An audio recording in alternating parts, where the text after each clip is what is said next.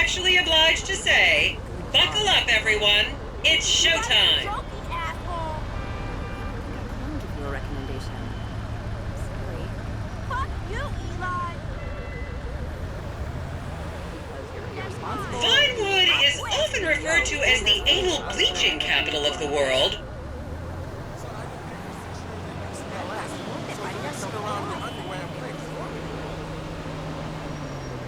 On your right, you'll see the world-famous Gentry Manor Hotel, a legendary party hangout for actors and rock stars and people trying to have sex with actors and rock stars. Built in 1921, it's been the scene of some classic Vinewood scandals over the years. One of my personal favorites was Al DiNapoli's overdose in 2002 after a chimpanzee blasted an 8-ball up his rear door with a water pistol.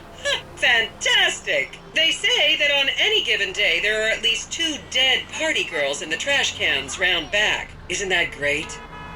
Okay, smartphones at the ready, celeb spotters. We are now approaching the legendary nightclub, the Dungeon Crawler. Opened in 1996, the club is famously owned by actor Bruce Spade, who has a custom-built elevated VIP table so that he looks the same height as everyone else. It remains one of Vinewood's hottest night spots for the rich and famous to do drugs and date rape impressionable fans. Play your cards right, and that could be you! The Dungeon Crawler was in the news again recently when comedian Morgan Chester allegedly ran over a doorman in his SUV for not laughing at one of his jokes. Oh, and now a treat for you closet glam rockers on board. We're coming up to the infamous Tequila La Rock Bar. Back in the day, this was a restaurant run by the mob until it got shut down over the Adam's apple in the soup controversy of 1982. It reopened as the Tequila La Bar in 1983 and soon became a mecca for hair metal bands and fans from across the country. It's rumored that the Love Fist song Dangerous Bastards was written about a night they partied here on Mescaline with some transgender twins.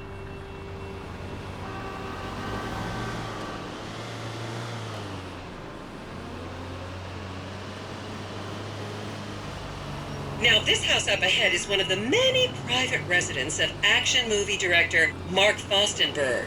Fostenberg still maintains he was out of town when a 15-year-old Mexican girl was found dead in his pizza oven in 2007. The case was settled out of court and all charges were dropped. The girl's family now live on the next street.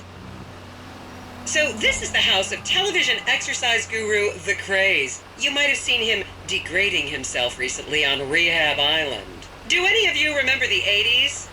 Strange times. People didn't go to the gym back then. They did jumping jacks in front of the TV and leg warmers and headbands. The Craze swapped his gold lame leotard for a crack pipe in the 90s, but is reportedly now clean and in the best shape of his life. That's Vinewood's code for, he's trying to make a comeback.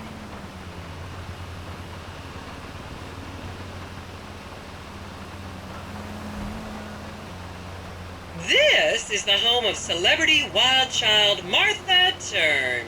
Daughter of 70s comedy star Joni Term, Martha spent her teens partying on booze, her early 20s partying on coke, and her mid-20s staring at her shoes on heroin. Her tell-all autobiography about the difficulties of growing up really rich in Vinewood only sold 30 copies last year.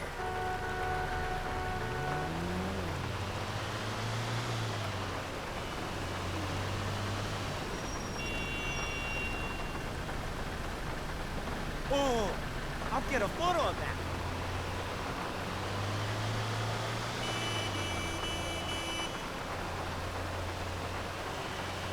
Oh, that. Just up ahead is another place to see and be seen in Rockford Hills, the Richmond Hotel. An iconic entertainment industry hangout, sleazy producer types have been promising to make young girl stars here for over 100 years now. Not gonna lie, I did some shameful things in that lobby bar in my youth, but I've put that period of my life behind me now. You didn't answer my plea.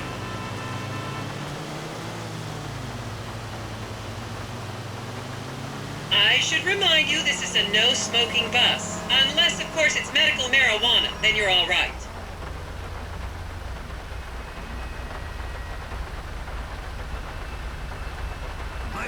part of the city is all the beautiful honeys. Hey, baby!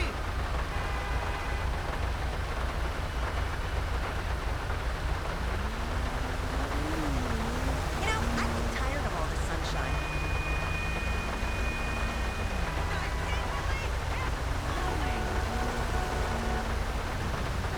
Estoy muy confundida ahora.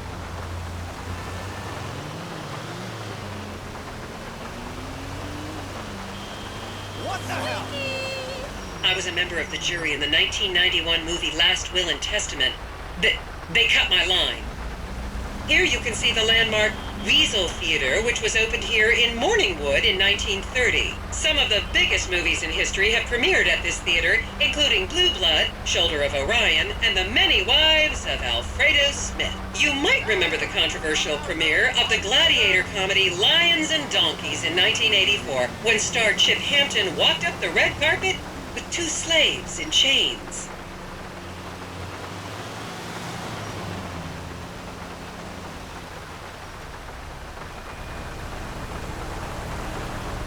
Cool!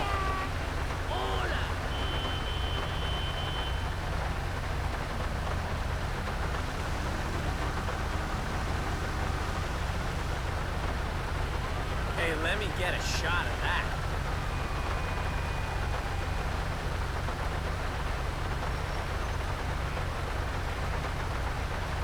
Yeah, man, I think I just saw a porn star.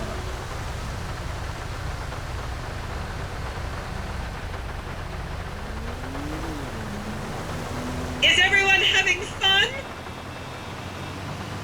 Well, Dios mío.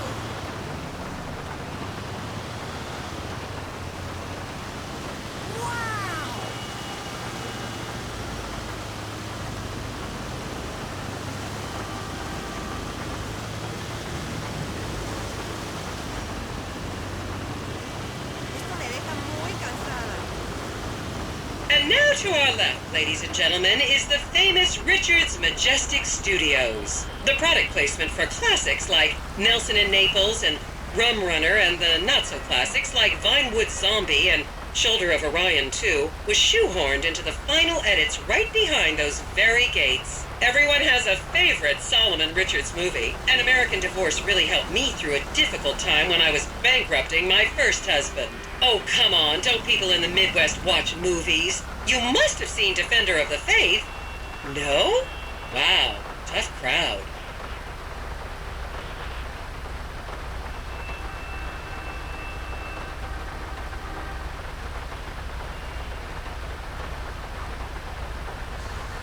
Pretty cool, huh?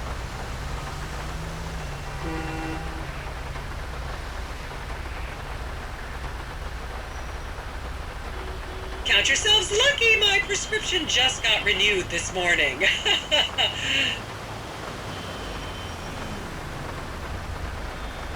What a treat.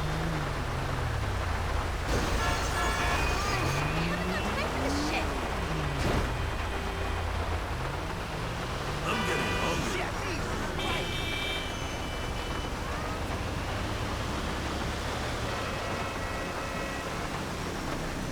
I hope we see some celebrities' homes.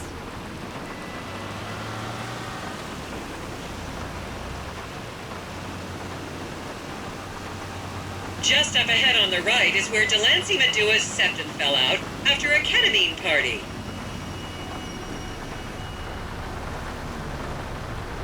¿Pero dónde está el doctor?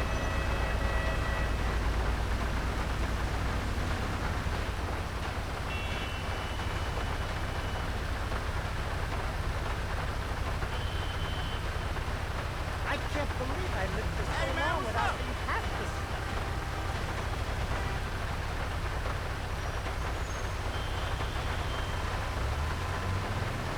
I love a well-guided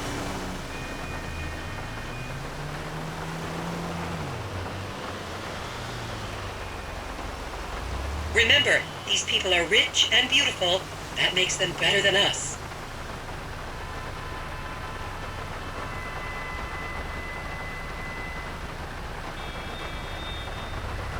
Oh, man, I gotta take a piss.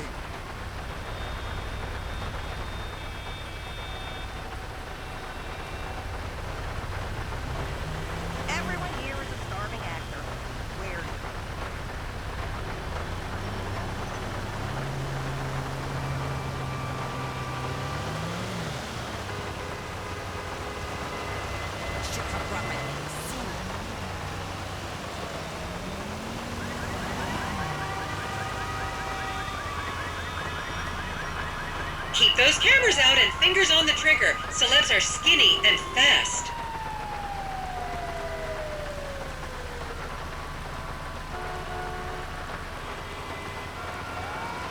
This isn't as lame as I expected. Fuck, man. How far is here?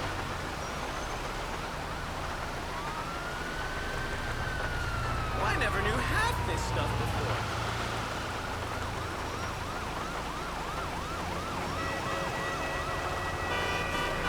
Are we there yet? Oh dear.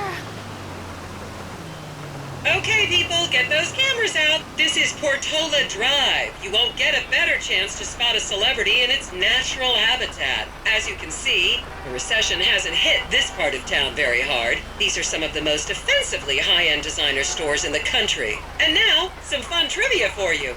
There have been a number of movies shot on Portola Drive, mostly awful ones about rich idiots, including the blockbuster 2005 romantic comedy, Shoe Whore, that's credited with sending women's rights back 50 years. The store we're passing now is where British star Charlotte Crown was caught on film in the changing room, eating and purging the same burrito over and over again, just like a dog.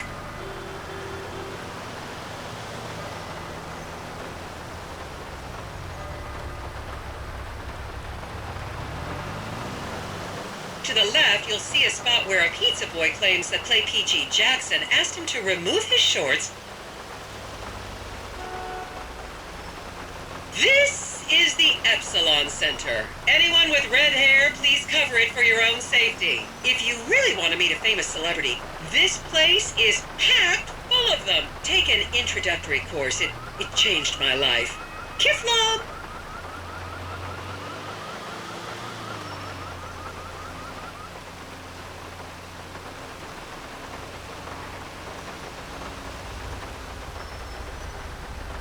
The tar pits were nice, but really smelly.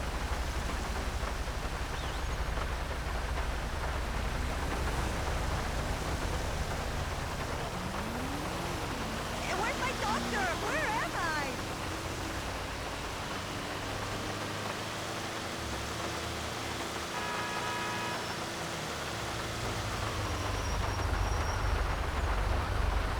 Learn something every day.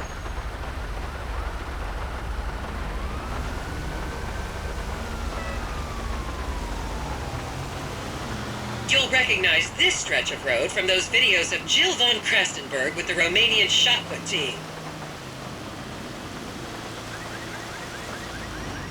Such an interesting route.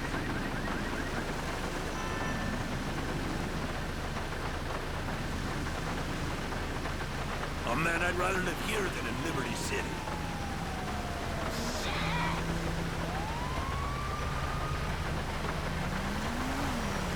Have you been to the wax museum yet?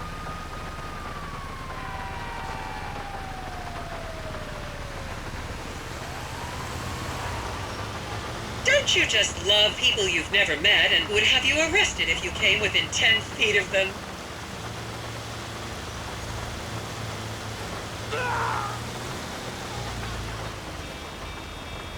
Estoy muy confundida ahora.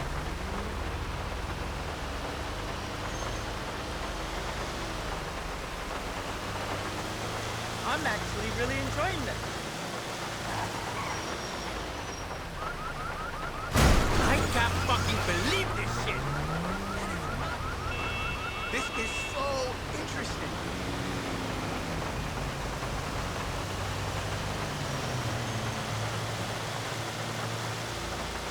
Please refrain from taking photos of ethnic minorities. They could be gang members.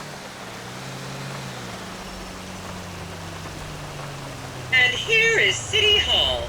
This is where the mayor's office is, if any of you care. You might recognize this building from the 20-minute final dogfight to save Earth in the movie Invasion Los Santos.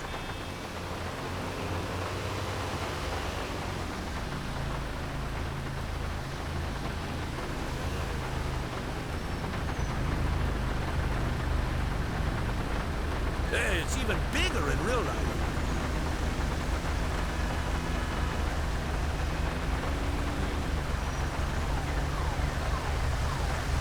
Look at that!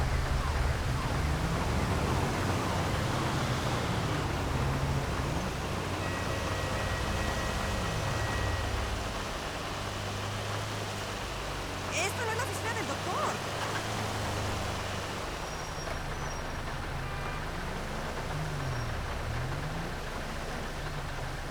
The next corner is where actor Scott Stevens famously prolapsed after a failed party trick.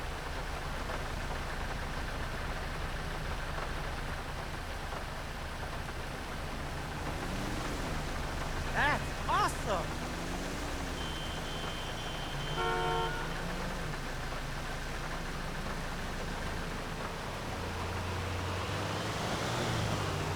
Oh, wow!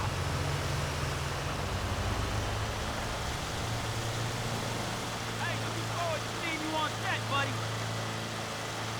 What's the name of that movie they filmed here? Hey, girl.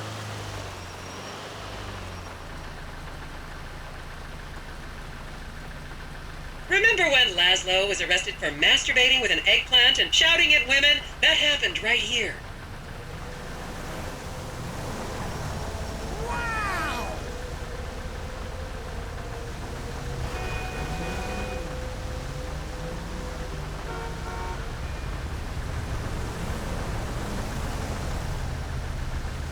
I'm so tired right now. Hey there.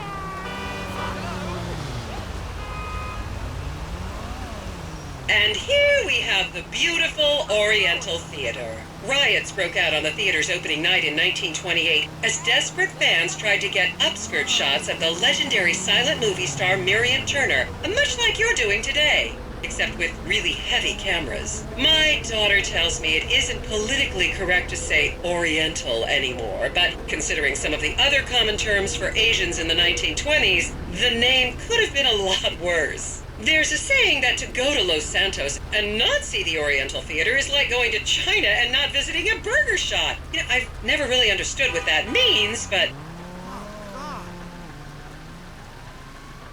Some days, I feel like I'm living in paradise. You know what I'm saying? Hey, I'll see you.